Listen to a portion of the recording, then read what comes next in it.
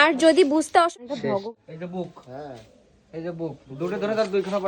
Hello everyone, কেমন আছো তোমরা সবাই? আশা করছি সবাই ভালো আছো, আর আমিও খুব ভালো আছি।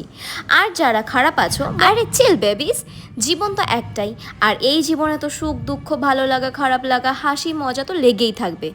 তো হিয়ার আই অ্যাম, আমি চলে এসেছি তোমাদের জন্য একটা খুশির খবর নিয়ে। তো এবার বলেই ফেলি, এত কথা না বাড়িয়ে, সেটা হলো আমরা এখন এসেছি ঠাকুর বানানোর এই জায়গায়। কারণ কারণ কারণ 1 মিনিট বলছি দাঁড়াও।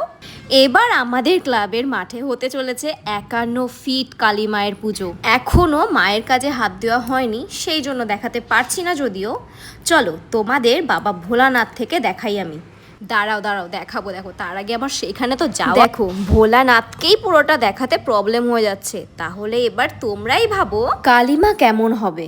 তো যাই হোক, যেটার জন্য এত কিছু বললাম, এবার সেই কথায় আসা যায়। এই দেখো, তোমাদের আসতে বললাম, কিন্তু কোথায় আসতে হবে এটা তো বলিনি।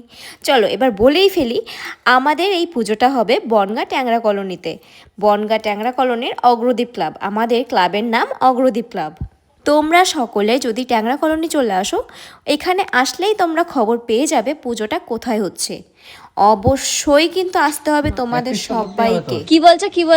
বলছি এখন থেকে ইন্টারভিউ দেওয়ার নেওয়ার ই করো, দাঁড়াতে হবে তো, ইন্টারভিউ দিতে হবে, কত ব্লগাররা আসবে বলতে হবে।